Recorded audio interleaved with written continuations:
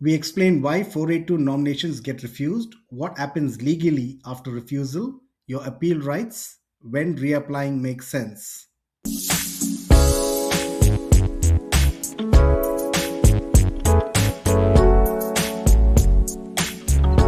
Good day, everyone, and welcome to our channel. Has your 482 nomination just been refused? If so, this is serious, but it's not necessarily the end of the road.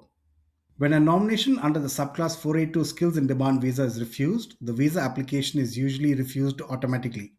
That can affect your work rights, your ability to remain in Australia, your permanent residency plans, and your employer's future sponsorship ability. But there are still legal and strategic options available. In this video, we'll explain why 482 nominations get refused, what happens legally after refusal, your appeal rights, when reapplying makes sense, the biggest employer mistakes, and how to strengthen your next application. Let's break this down properly. Let's understand the 482 nomination stage. The 482 visa process has three parts: employer sponsorship approval, nomination approval, and the visa application approval. The nomination stage is where most refusals occur. The Department of Home Affairs assesses whether the position is genuine, the occupation is eligible and correctly classified, labor market testing was compliant, the salary meets the required thresholds, the business is viable and compliant, and the employment terms meet Australian standards.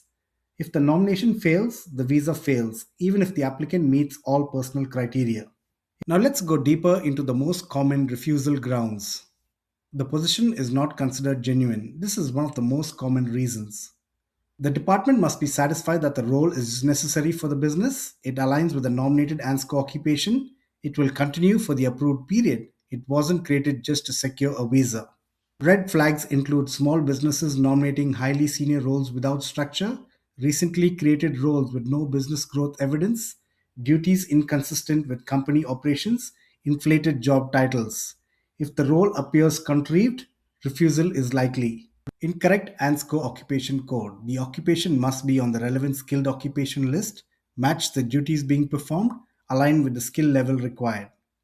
Common errors include selecting an occupation because it is eligible but duties don't match, mismatch between qualification level and role, using a more senior ANSCO code to meet salary expectations.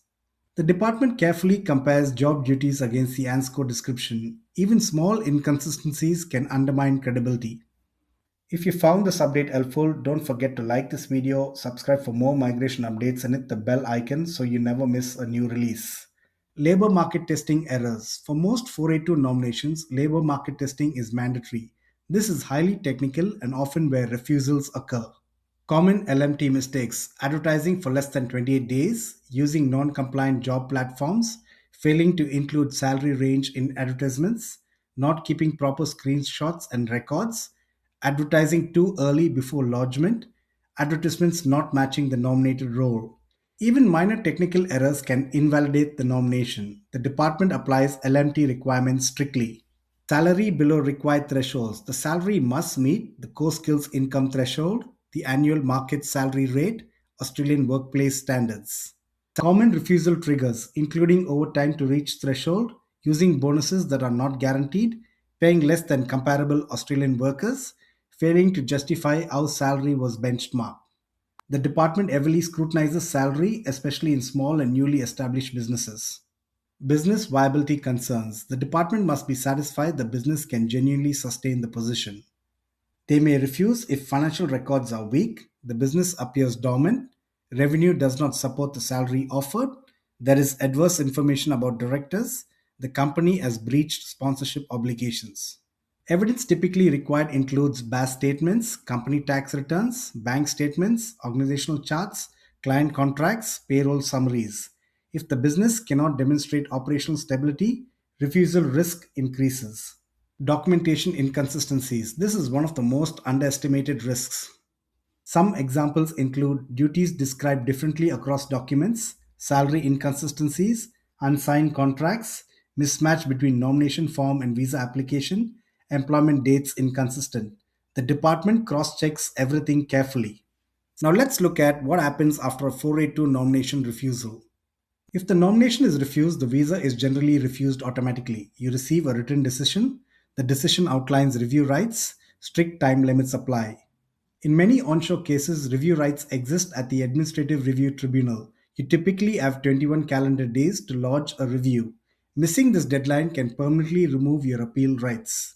Now let's look at the common employer mistakes leading to 482 refusals. Let's summarize the top mistakes: choosing an occupation first, then adjusting duties to match, poorly drafted or generic job descriptions, rush labor market testing, offering salary just above the threshold without market benchmarking, weak financial documentation, lodging close to visa expiry deadlines, not understanding current department refusal trends. Many refusals are preventable with proper preparation. Let's understand the consequences of a 482 nomination refusal. This is not just an administrative setback. It can result in visa refusal, loss of work rights, bridging visa uncertainty, compliance risk for the employer, monitoring or audit by the department, financial costs of appeal and reapplication, damage to future sponsorship credibility. For employers, compliance history matters long term. Now let's look at how you can strengthen your next 482 nomination. If you're appealing or reapplying, prepare a detailed ANSCO duty matrix, conduct compliant labor market testing, benchmark salary using industry data, provide updated financial evidence, submit a clear organization structure, ensure consistency across all forms, double check IMI account and payment confirmation.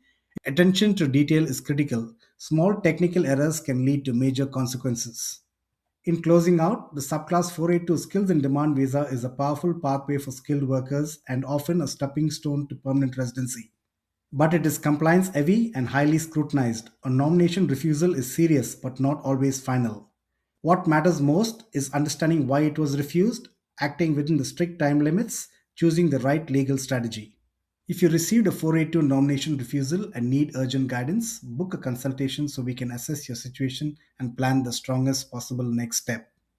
Thank you for watching. We'll see you in our next video.